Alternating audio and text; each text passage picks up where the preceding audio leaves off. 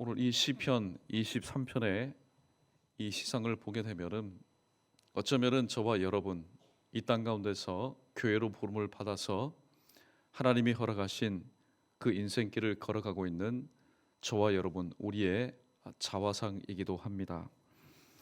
오늘은 1절로부터 5절에 기록된 말씀을 요약 정리하고 마지막에 6절 말씀 내 평생의 선하심과 내 평생의 나를 향한 주님의 선하심과 주님의 인자심이 반드시 나를 따르리니 또 그 따르는 은혜를 체험하는 자는 여호와의 집에 영원히 거하리로다. 그렇게 고백하고 있는데 오늘 이 고백이 일찍이 다윗의 고백일 뿐만이 아니라 오늘 이 말씀을 머리로 듣고 가슴으로 깨달아서 허락하신 2017년도에는 주의 인자심과 또 주의 선하심이 항상 나를 따르는 그런 삶을 다시 한번 체험하겠노라고 결심할 수 있는 저와 여러분 우리 모두 되기를 주님의 이름으로 간절히 축원합니다.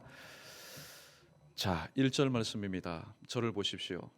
여호와는 나의 목자시니 내가 부족함이 없으리로다.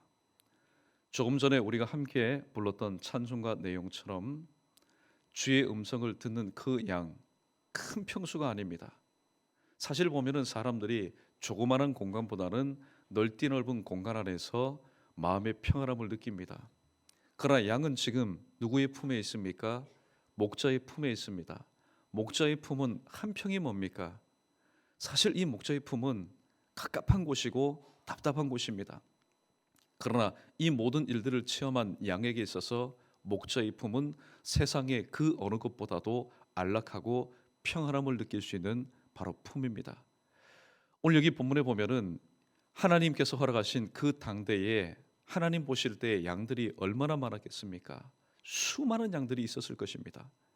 그러나 사실 하나님의 백성들 중에 여호와는 나의 목자시니 내가 그의 양으로서 그 품에 안겼을 때 내가 부족함이 없으리로다. 그렇게 신앙을 고백한 사람은 단 한 사람, 바로 다윗밖에 없었습니다. 이 다윗의 고백은 오늘 이 70억이나 되는 인구, 이 지구촌에서 살아가고 있는 하나님 목양지, 이 목양지 가운데서 70억이라는 인구가 오늘 또 뒤섞여서 살아가고 있는데 하나님의 특별하신 은혜를 체험한 양만이 고백할 수 있는 신앙의 고백인 것입니다. 여호와는 나의 목자시니 내 생의 주인이시니 나를 창조하신 주님이시니 내가 부족함이 없다. 사실 세상 살아갈 때 부족한 것이 왜 없습니까? 물질도 부족하고 건강도 연약하고 또 내가 원하지만은 마음은 머리는 부자지만은 실질적인 삶의 현장에서 항상 부족하고 연약한 삶을 살아가는 우리들입니다. 다윗도 마찬가지였을 겁니다. 그러나 다윗은 물질의 풍족함, 내가 가지고 있는 것의 채워짐을 통하여서 하나님은 나의 목자시니 내가 부족함이 없다 그렇게 말한 것 아니었습니다. 내가 나의 모든 것을 하나님 그분의 손에 맡길 때에 맡기는 자만이 누릴 수 있는 마음의 평안함과 마음의 넉넉함을 일찍이 체험하였기 때문에 다윗은 여호와는 나의 목자라고 인정할 수밖에 없었고 내 주인으로 인정할 수밖에 없었고 그 품 안에서 나는 부족함이 없다라는 신앙생활을 감당할 수 있었던 것입니다. 오늘 여호와는 나의 목자입니다. 목자가 양을 인도합니다. 그러나 목자는 알고 있습니다.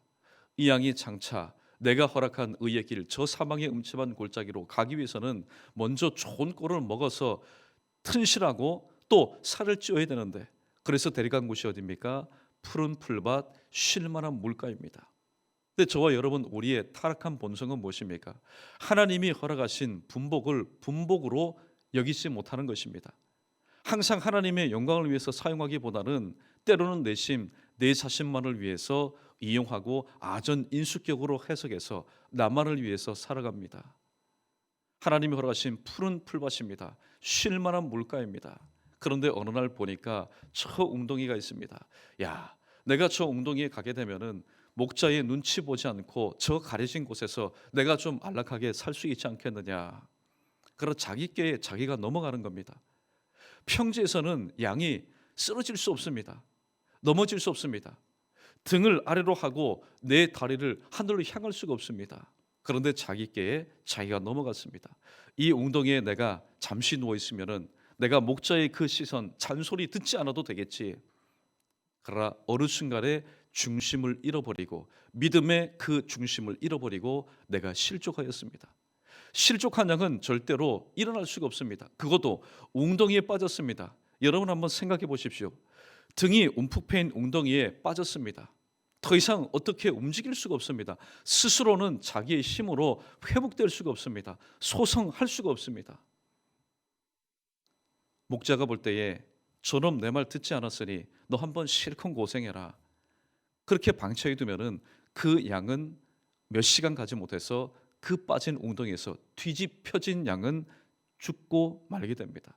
그러므로 이 목자의 시선은 항상 건강하게 풀을 잘 뜯어먹고 있는 푸른 풀밭 쉴만한 물가에서 목자가 허락한 평안함을 누리고 있는 양이기보다는 항상 이 목자의 시선에서 벗어나는 양, 항상 목자의 관심 안에 있습니다.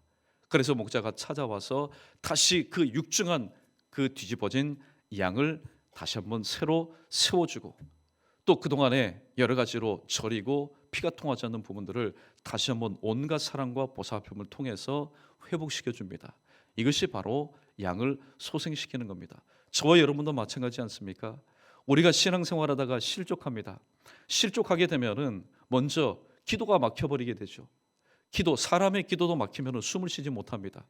우리의 기도, 하나님과의 대화가 막히면 우리 영혼에 피가 통하지 않습니다. 모든 것들이 분별력이 없어집니다. 저립니다. 눈은 있지만은 보지 못하고 귀는 있지만은 하나님의 음성을 듣지 못하고 입은 있지만은 하나님 앞에 찬송과 영광을 올려드리지 못하는 말 그대로 영적인 허수아비의 삶을 살아갈 수밖에 없습니다. 그러한 우리의 모습을 가지고 하나님께서 어떻게 우리를 사용하시겠습니까? 하나님은 다 아십니다. 배신당한 것, 하나님은 다 아십니다. 우리가 하나님을 떠난 것, 하나님의 마음에 상처를 주고 하나님의 마음에 또 대못을 박은 것을 하나님은 다 아십니다. 왜 이렇게 심하지 않겠습니까?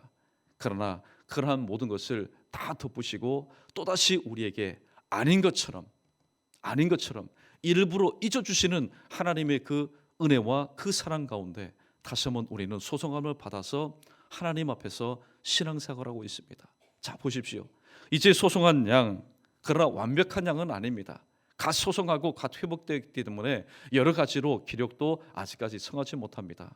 그러나 이 따가운 여름이 오기 전에 저 푸른 고지에 있는 초장으로 인도해야 되기 때문에 양은 또한 목자는 재촉해서 그 양을 또 의의 길, 비록 좁고 협착한 길이지만은 사망의 음침한 골짜기로 인도할 수밖에 없습니다. 인도함을 받을 때 양은 생각합니다. 왜 목자가 나를 이 사망의 음침한 골짜기로 인도하느냐? 지난 과거에 내가 주인의 목자의 말을 듣지 않아서 웅덩이에 스스로 빠져서 목자에게 근심을 끼쳐 주었더니 나에게 또 보복하는 것 아니냐? 때로는 그런 생각이 들 수도 있습니다. 내가 신앙생활 똑바로 하지 못하고 11조 생활하지 못하고 헌신하지 못하고 또 주일 성수하지 못했더니 하나님께서 연말 말미 가운데 나에게 이런 고통을 주시는구나. 때로 인간적인 생각을 하면은 그럴 수가 있습니다. 그러나 그렇지 않습니다. 목자가 우리를 인도할 때는 어떤 방향, 어떤 길로, 어떤 환경으로 우리를 인도하든지 간에 목자는 이미 그것을 다 체험한 바입니다. 다 체험한 바입니다. 지금은 먹구름이 와서 폭풍과 내리치지만은 잠시 잠깐 올라가게 되면은 운의 창천, 이 먹구름 그 사이에 맑은 하늘이 있다는 사실을 알고 있습니다. 그러므로 양은 순종하여서 그 목자의 꽁무니 뒤만 따라 올라가면은 아무런 문제가 없는 것입니다. 목자는 압니다. 이 사망의 음침한 골짜기, 비록 환경은 사망의 음침한 어둠이 깔린 골짜기지만은 거기에는 흐르는 샘물이 있고 또 샘물이 있는 곳에는 맑은 신선한 풀이 있다는 사실을 알고 있습니다. 그런데 또 알고 있습니다. 무엇을 알고 있습니까? 사망의 음침한 골짜기에는 양들에게 필요한 샘과 신선한 풀만 있는 것이 아니라 그곳에 와서 그것을 마시고 뜯어먹는 양들을 노리는 맹수들이 있다는 사실을 알고 있습니다. 그래서 그 맹수들은 주의 막대기를 통해서 물리치고 또 힘이 딸려서 기력이 쇠한 그 양들은 주의 지팡이를 통해서 다시 한번 이끌어서 힘을 내게 하셔서 다시 한번 그 골짜기 위로 올라가게 하는 그런 은혜를 베풀어 주심을 성경은 우리에게 말씀하고 있습니다.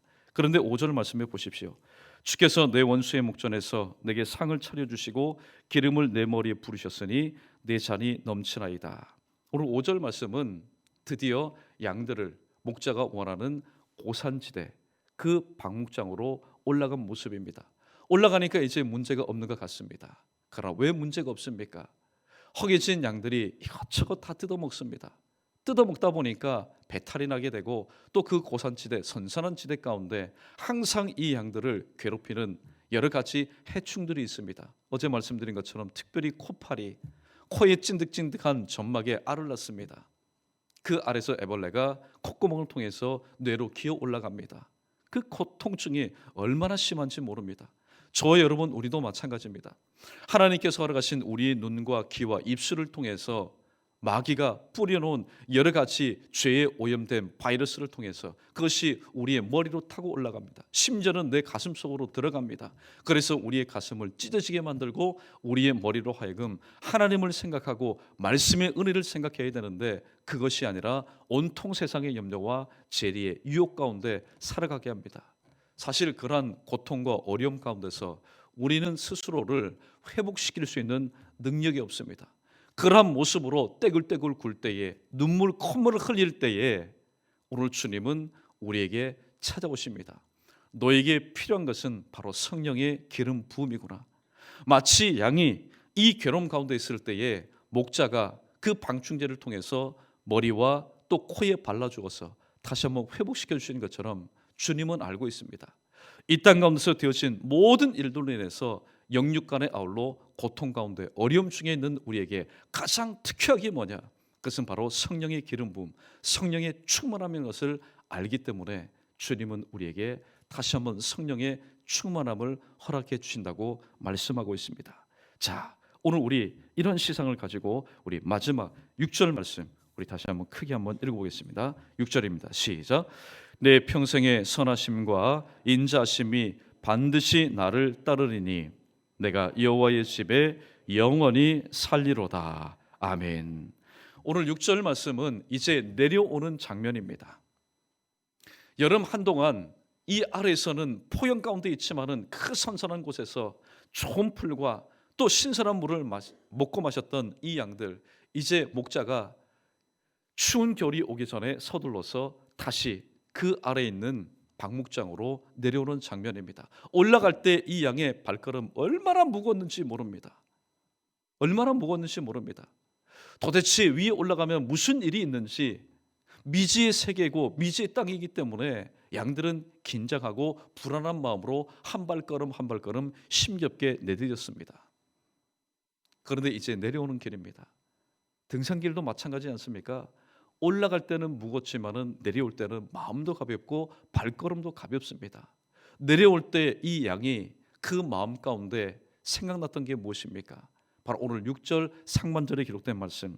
내 평생에 나를 향한 튼실하지도 못하고 실족하고 또 연약한 나를 향한 바로 목자의 선하심과 인자하심이 반드시 나를 따르리니 이제 내가 거할 곳은 이제 내가 구할 것은 저 아래 있는 목자의 울타리 안 또 양떼 그것이 내가 영원히 구할 것이다.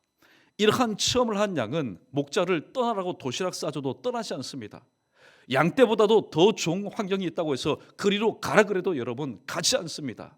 왜냐하면 이 되어진 여러 가지 열악한 환경과 맹수로부터 또 부족한 환경으로부터 목자가 나에게 베풀어준 나는 날씨만큼 변덕스럽고 또 목자의 마음 가운데 근심이 되고 염려거리가 되었지만은 그러한 나의 과거의 모든 것을 다 잊어주고 항상 나를 볼 때마다 대할 때마다 처음 대하는 그런 사랑의 모습으로 끊임없이 변함없이 보살펴준 그 목자의 사랑과 은혜를 체험했기 때문에 느꼈기 때문에 오늘 내려오는 이 길에도 양은 마음도 가볍고 또 발걸음도 가볍게 앞에 내려가는 그 목자를 따라서 내려올 수밖에 없었다는 사실입니다. 사랑하는 성도 여러분, 오늘 시편 23편 말씀을 다시 한번 되새기고 또 다시 한번 묵상하면은 말씀을 읽을 때마다 그 마음 가운데 점이 오는 것이 있을 겁니다.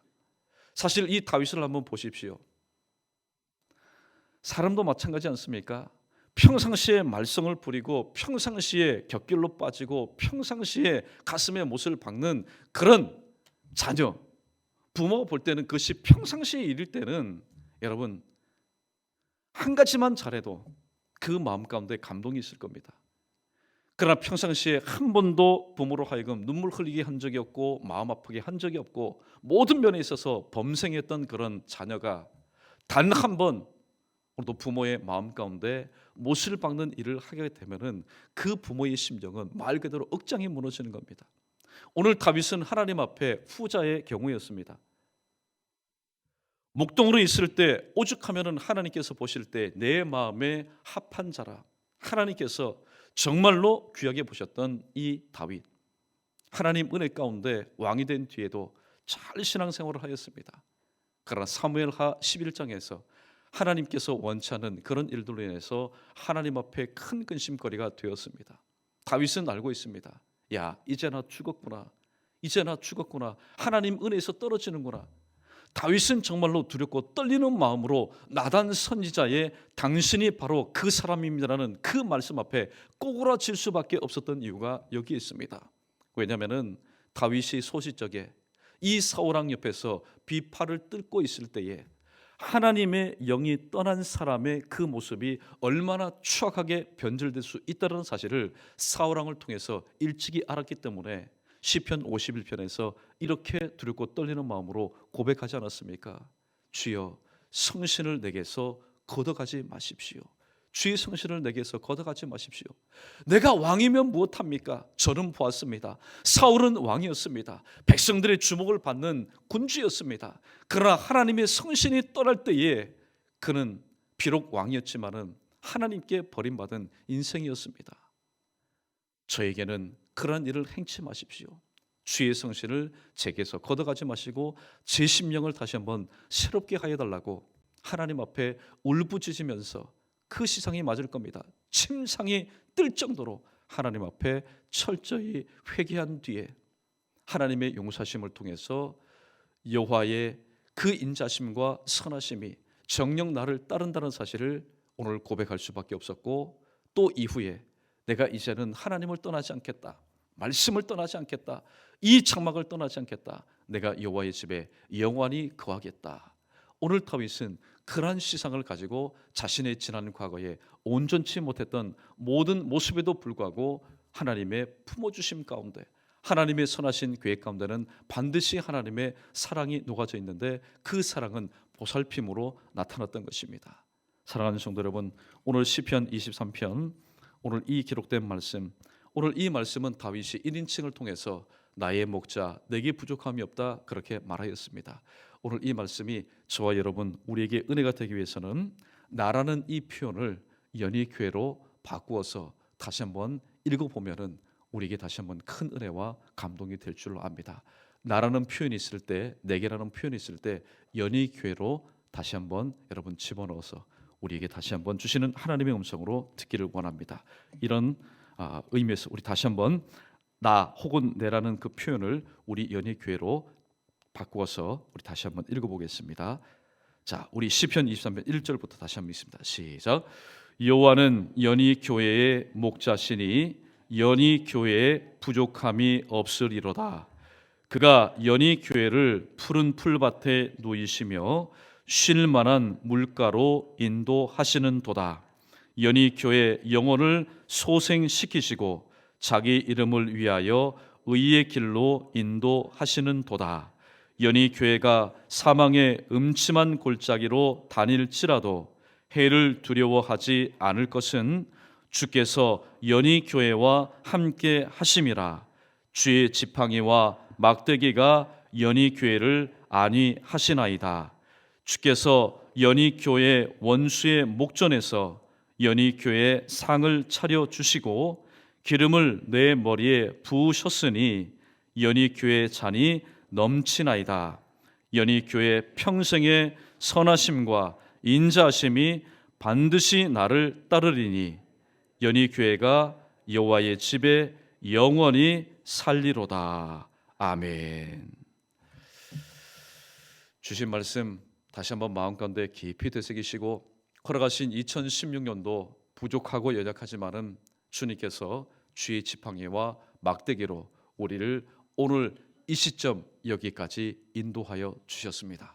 다시 한번 새로운 마음을 가지시고 허락하신 2017년도 새벽마다 또 주님의 선하심과 인자심이 정녕 나를 따르리니 내가 여호와의 집에 영원히 살겠도라는 이 불변하는 변치 않는 이 신앙의 고백을 가지고 하나님 허락하신 남은 생애 동안 하나님 앞에 신실한 양으로서 또 목자의 큰 기쁨이 되는 그런 삶을 살아갈 수 있는 저와 여러분 우리 모두 되기를 주님의 이름으로 간절히 축복합니다.